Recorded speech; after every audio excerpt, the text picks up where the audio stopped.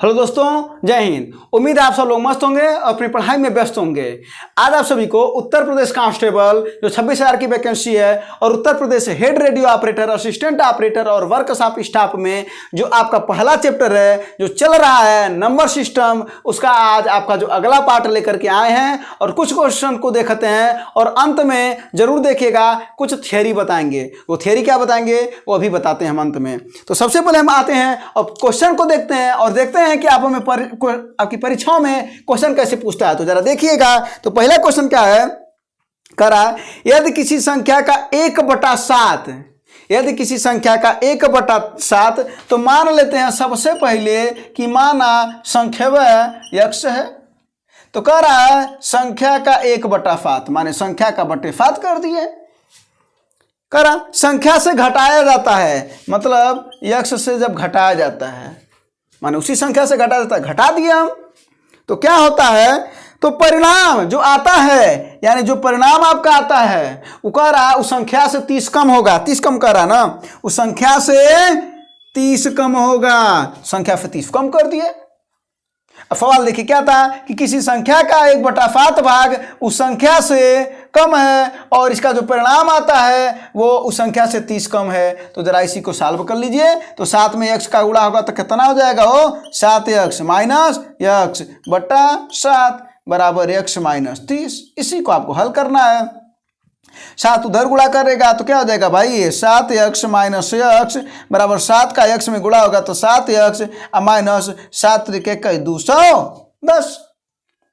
अब जरा देखिए इहो बराबर दोनों दो पक्ष में है तो कट जाएंगे कि नहीं, बराबर है तो कट जाएंगे। अभी क्या बचा, माइनस x माइनस यानी बचा आपका माइनस x बराबर माइनस 210। तो माइनस से माइनस हट जाएगा तो x बराबर हो गया आपका 210। मतलब वो संख्या कितनी थी, 210 थी। इसके बारे में पूछा जा रहा था।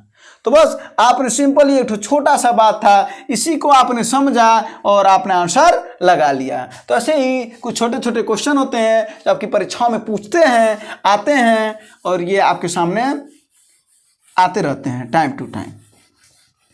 अब देखते हैं हम अगला क्वेश्चन। तो ये 210 इसका आया था आंसर, ऑप्शन नंबर आपका डी है।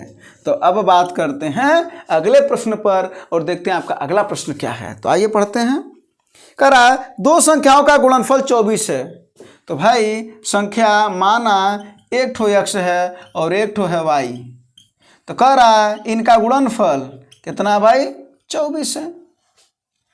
और कह रहा है उनके वर्गों का योगफल 52 है, यानी वर्गों का तो वर्ग कर दीजिए। कह रहा योगफल कितना है, 52, यही ना। तो क्या पूछ रहा है, तो कह रहा है संख्याओं का योगफल बताइए। इसका मतलब x प्लस y पूछ रहा है।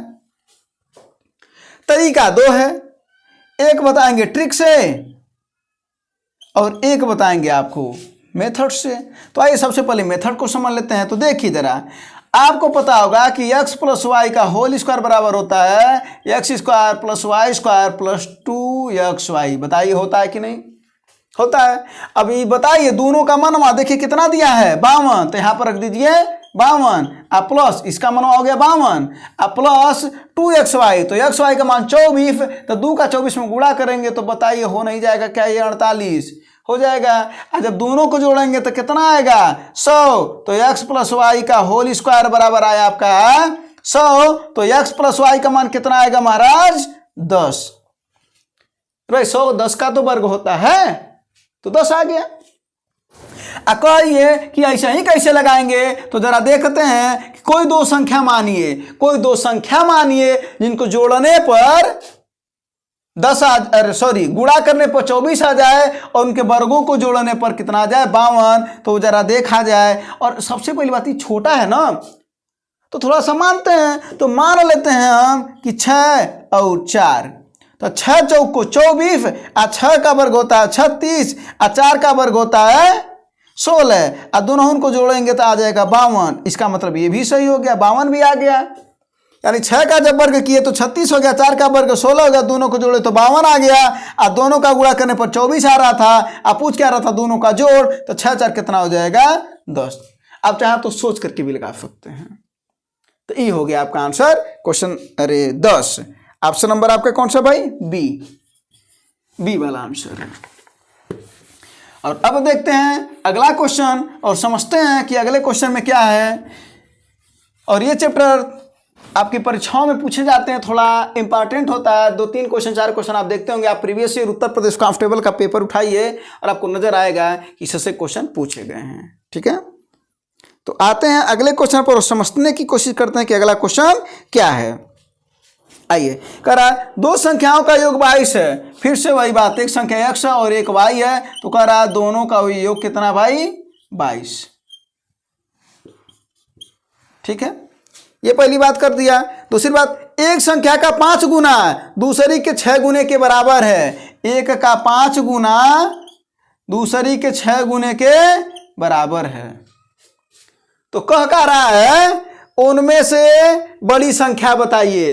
अब देखिए जरा सा, ऑप्शन दिया है 12, 15, 10 और 16 और ऑप्शन से हम लोग समझते हैं। कह रहा है बड़की बताइए ना, तो बड़ी बताना है। अब जरा देखिए, अगर उसमें से एक, इसका मतलब कह रहा जब बड़ी संख्या दिया है तो इसका मतलब हुआ एक संख्या, तो यही इसी में से एक ठो होगा। तो अगर मान लेते हैं एक ठो 12 होगा तो दूसरा का क्या होगा? जरा एक ठो देखिए 12 तो दूसरा का 10 होगा, तब ना 12 10 22 होगा। तो दूसरा का मिल गया, अगर एक 12 तो दूसरा का 10। तो जरा देखते हैं 12 पर सही हो जाएगा क्या? तो इसको हम करते हैं 12 में 5 का गुणा कर दें तो 12 25 यानी 5 गुणे 12 कर देंगे तो कितना आएगा आपका? 60। अब दूसरा का क्या हो गया? अगर एक ठो 12 है तो जो दूसरी वाली संख्या होगी वो होगी 10। कब? जब ये 12 तो 10 और 10 का जब 6 में गुणा करेंगे तो 6 गुणे 10, इसका मतलब है 60 और 60 बराबर 60 के। समझे होंगे? अगर वही उत्तर 10 लेते आप तो अगर 10 होता है तो दूसरा का हो जाता 12। ये गलत हो जाता, क्यों? क्योंकि पूछ रहा बड़की संख्या बताइए और ये बड़की तो नहीं है ना, ये तो छोटकी हो जाएगी। अगर उत्तर लेते 15 तो एक ठो अगर 15 होता है तो दूसरा का कितना होता? 7 होता कि नहीं होता? एक 15 तो दूसरा का 5, तब 15 7 22 होता। और तब 5 का गुणा करते तो 15 25 75 आता। और जब इसमें 6 का गुणा करते तो 6 7 42 आता। दोनों बराबर नहीं होता, इस वजह से 15 गलत है। ऐसे 16 भी गलत हो जाता है। ये पहले ही गलत है क्योंकि छोटा संख्या ही हो जाएगा। अगर छोटा पूछता तो है सही होता, लेकिन पूछा है बड़ा तो है सही होगा। तो ऐसे आप ऑप्शन से भी लगा सकते हैं। तो ये ऐसे ही कुछ प्रश्न होते हैं, आपको ऑप्शन से भी लगाना सीखना चाहिए। ठीक है, और अब चलते हैं अगले प्रश्न की ओर और देखते हैं कि अगला प्रश्न क्या है। अगला प्रश्न क्या है? देखिए, अच्छा क्वेश्चन है। क्या कह रहा है? 1/6 धन, ऐसे प्रश्न आते रहते हैं। 12 1/20 प्लस 1/30 प्लस 1/42 प्लस 1 कितना है? 56। ई जानते हैं, ये तो बहुत गजब रूप से बधा रहता है, बहुत अच्छे रूप से ये बधा रहता है और उसी वजह से ये देता है। तो कैसे रूप में बधा रहता है जरा देखते हैं। अगर हम 6 को लिखें तो हम 2 गुणे 3 लिख सकते हैं कि नहीं? इसको अगर हम लिखें तो 4 गुणे 3 लिख सकते हैं कि नहीं? इसको अगर लिखा जाए तो 4 गुणे 5 लिख सकते हैं कि नहीं? सॉरी, इसको 3 गुणे 4, 3 गुणे 4, ये 4 गुणे 5 है, ये 5 गुणे 6 है, ये 6 गुणे 7 है और ये 7 गुणे 8 है। बोलिए है कि नहीं है? इसका मतलब है अगर हम 1/6 को थोड़ा अलग अलग लिखें तो हम ऐसा लिख सकते हैं कि नहीं? 1/2 माइनस 1/3। जरा बताइएगा, अगर हाँ जवाब होगा तो बताइएगा। जरा देखिए, अगर 2 में हम 3 का गुणा कर दें, 3 इधर आ जाएगा, 2 उधर चला जाएगा, तो इसको सॉल्व करेंगे तो 1/6 बताइए आ गया कि नहीं? तो जब इसको हम ये आ गया तो हम 1/6 को हम ऐसे लिख दें तो कौन हर्ज है क्या? कोई हर्ज है? नहीं है। तो इसका मतलब 1/6 को अब हम लिखना शुरू करते हैं तो 1/2 माइनस 1/3। इसका मतलब जो पहले था वो पहले, जो बाद में था वो बाद में। फिर कौन चिन्ह है? प्लस, तो प्लस करिए। फिर क्या है? पहले कौन है? 3, तो 1/3 माइनस 1/4 बुझ गए होंगे। अगर 4 पहले है 5 बाद में तो 1/4 माइनस 1/5। फिर समझ गए होंगे 5 पहले है 6 बाद में तो 1/5 माइनस 1/6। फिर समझ गए होंगे 6 और 7 1/6 माइनस 1/7। फिर समझ गए होंगे 7 और 8 1/7 माइनस 1/8। एकदम हमारा भी रेल बन गया, एकदम है ना, तिरछा चला जा रहा है। अब देखिए हाई प्लस है माइनस कटा कि नहीं, प्लस माइनस कटा कि नहीं, प्लस माइनस कटा कि नहीं, प्लस माइनस कटा कि नहीं, और यो कटा कि नहीं। तो क्या बचा भैया, 1/2 बचा और उधर से माइनस 1/8 बच गया। बचा कि नहीं? और अगर बच गया तो बच्चा आपका इसको सॉल्व करेंगे तो क्या हो जाएगा, ये हो जाएगा 8 एलसीएम हो जाएगा, ऊपर जाएगा 4 और माइनस 1 तो कितना हो जाएगा 3/8। इसका मतलब हुआ कि इसका जो मान आएगा वो आएगा महाराज 3/8।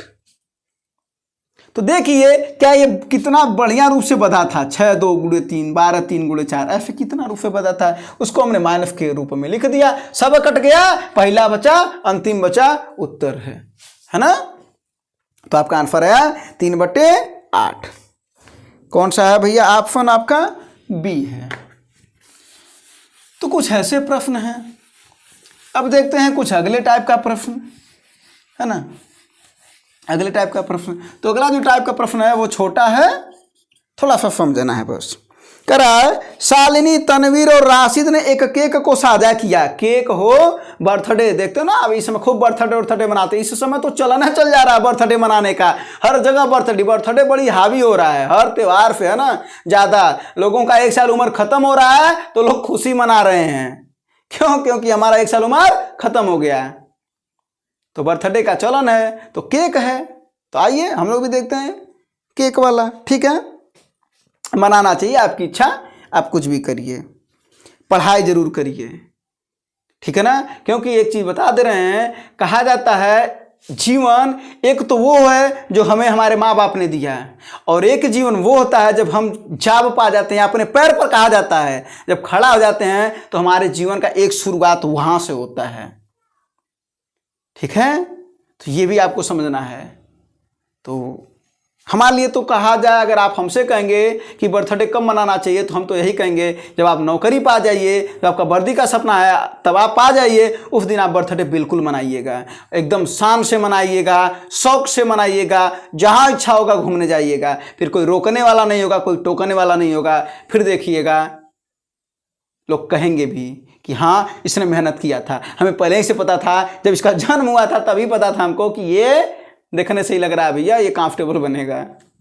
तो बस ऐसे कुछ बात है। तो आते हैं फिर अपने प्रश्न पर। तो शालिनी, तनवीर और राशिद ने एक केक को साझा किया और शालिनी के पास इसका 1/6 भाग है। शालिनी कितना रखी हो तुम? तो शालिनी कह रही है हम 1/6 रखे हैं। फिर तनवीर के पास इसका 1/4 भाग है। तनवीर तुम बताओ कितना रखे हो? तो तनवीर कह रहा हम 1/4 भाग रखे हैं, है ना।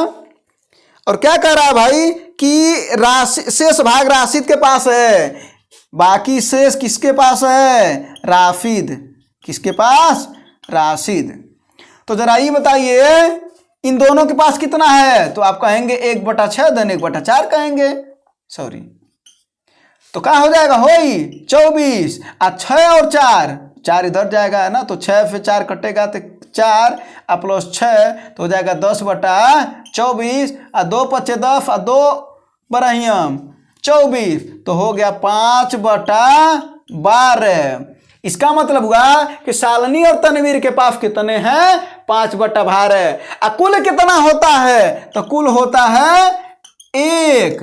कुल होता है 1, यानी तीनों लोगों के पास कितना था? 1 था। इन दो के पास कितना? 5/12। तो कुल में से अगर इन लोगों का निकाल दें तो इन्हीं का ना बचेगा, तो निकाल दीजिए। तो 1 में से 5/12 को निकाल देंगे तो 12 का नंबर 12 और 12 में से 5 जा 7, 7/12। यह तो है राशिद का, यही राशिद का हिस्सा है 7/12। ऑप्शन नंबर कौन सा भैया? डी। ये हो गया, ठीक है। तो देखिए ऐसे छोटे छोटे कुछ सवाल हैं जो आते हैं और ये इस वजह से आपको बताया जा रहा है। कुछ लोग ऐसे हैं ना जिनका मैथ बहुत ही शुरुआत से शुरू करते हैं, वो इसी वजह से ये छोटे छोटे सवाल भी बताए जा रहे हैं। आपको आने वाले टाइम में अच्छे सवाल और भी करा जाएंगे, एक लेवल के भी करा जाएंगे। लेकिन आप पुलिस कांस्टेबल का पेपर देखिएगा, इन लोगों का पेपर देखिएगा तो आप देखेंगे कि आपके जो लेवल के क्वेश्चन है वो ऐसे ही कुछ आते हैं। तो दोस्तों इसी वजह से कुछ ऐसे क्वेश्चन बताए जा रहे हैं, ठीक है। तो अब चलते हैं, 1 से 2 और क्वेश्चन है उसको भी कुछ कर लेते हैं, है ना, उसका भी अला बला कर लेते हैं और देख लेते हैं कि उनमें क्या रखा है ना, उन सवालों में क्या रखा है। तो आते हैं भैया और क्वेश्चन को लगाते हैं, समझने की कोशिश करते हैं और इस सवाल को हम आपको ट्रिक से समझाएंगे। जरा देखिए, करा 2 संख्याओं का योग 9 है, इसका मतलब है 2 संख्याओं का योग दे रखा 9। तो क्या दिक्कत है, पहली इसको मान ले रहे हैं, दूसरी इसको मान ले रहे हैं और 2 संख्याओं का योग करा 9 है, तो इनको झंझट नहीं है। और उनके व्युत्क्रमों का योग, इनके व्युत्क्रम का माने उल्टा, इनका उल्टा कर दीजिए और इनका योग कर रहा है कितना है हो 1/2। तो कह रहा है इन संख्याओं में से एक क्या है। तो जरा देखिए ऑप्शन क्या है भैया, 2, 4, 5 और 6। जरा समझने की कोशिश करिएगा। ये बताइए, अगर इस सवाल को आप लगाएंगे ना तो एक अलजबरा के रूप से लगाएंगे, आप उसको सॉल्व कर सकते हो। 2 समीकरण सॉल्व करने वाले समझते हैं, वो सॉल्व कर भी लेंगे। लेकिन जो समीकरण सॉल्व करना नहीं चाहता है, ये सवाल हम उन्हें बता रहे हैं। अच्छा एक बात बताइए, सबसे पहला ऑप्शन हम लोग लेकर के चलते हैं 2। अगर एक संख्या 2 होगी तो जाहिर सी बात है दूसर की होगी 7, तब बनो दोनों का योग आएगा 9, है ना। और अगर ये होगी तो यो प्रूफ करना पड़ेगा कि उसका उल्टा जोड़ेंगे तो 1/2 तो आना चाहिए ना। तो जरा देखते हैं 1/2 को जब हम इसको मतलब 2 को उल्टा करेंगे, 7 को उल्टा करेंगे तो जब जोड़ेंगे तो कितना आएगा, 7 दूना 14 और 7 + 2, इसका मतलब आएगा 9/14। हमको चाहिए था 1/2, आया 9/14। तो यहाँ के लिए गलत है। यहाँ पर अगर 9/14 देता ना तो यह वाला सही हो जाता, तब 2 सही होता। लेकिन नहीं दिया, कितना दिया 1/2 हमको चाहिए, तो पहलका वाला गलत। दूसर का लेके चलते हैं, दूसर का वाला लेके चलते हैं। तो दूसर का क्या है 4, अगर पहला होगा 4 तो दूसरा होगा 5, तब 4 5 9 होगा। इसका उल्टा करिए तो जोड़ दीजिए तो कितना आ जाएगा, वो 5 चौको 20 और 4 यहाँ पर हो जाएगा 5 + 4 = 9/20। चाहिए 1/2, आया 9/20, दूसरा गलत हुआ। अगला देखते हैं, 5 पर लेते हैं। तो 5 को भी अभी जब 4 को लिए थे तो जाहिर सी बात है अगर एक 5 को लेंगे तो एक 5 हो जाएगा 4, तो बतिया तो वह हुआ 5/4, 1/5 धन 1/4, बतिया वही हुआ आपका 9/20 ही आएगा। तीसरा भी गलत।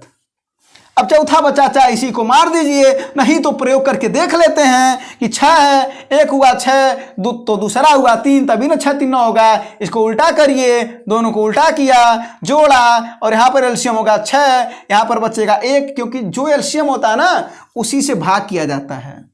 तो 6 से 6 को भाग देंगे, 1 बचा और उसका ऊपर गुणा किया था तो 1 1 नम 1 प्लस है तो प्लस लगाएंगे। फिर 6 को 3 से भाग देंगे 6 में तो बचा 2 का ऊपर गुणा करेंगे तो हो जाएगा 2 1 नम 2, तो क्या आएगा भैया 3/2 1 3 3/6। काटेंगे तो 2 बार कटेगा तो यानी 1/2। जो चाहिए था वो आ गया। खुशी मिली कि नहीं, 1/2 आया कि नहीं, 6 पर सही हुआ कि नहीं, तो 6 वाला आपका सही होगा।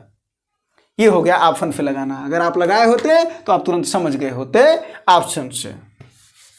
अब देखते हैं अगला प्रश्न और वही लास्ट है। और उसके बाद हमने आपको बोला थोड़ा सा थ्योरी बताएंगे, कुछ का पशु थोड़ा सा बता देंगे।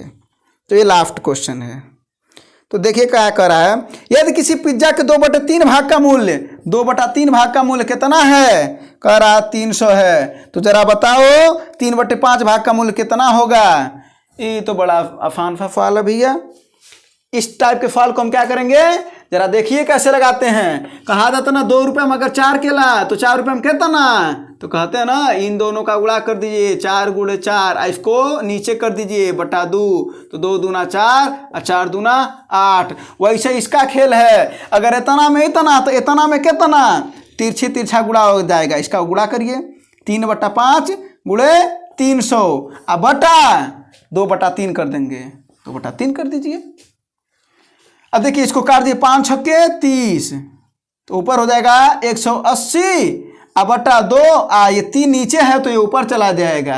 और 2 से इसको काटेंगे तो 2 9 18, और 90 से 3 में गुणा करेंगे तो 9 3 27 270, यानी 3/5 भाग का मूल्य कितना हो जाएगा 270, ये हो जाएगा। तो ये कुछ प्रश्न थे। और अब थोड़ा सा एक नोट्स बता देते हैं जो आपकी परीक्षाओं में आते हैं, नंबर सिस्टम से ही इसका संबंध है। वो क्या है जरा वो समझते हैं। तो आपने अभाज्य संख्याओं का नाम सुना होगा, है ना।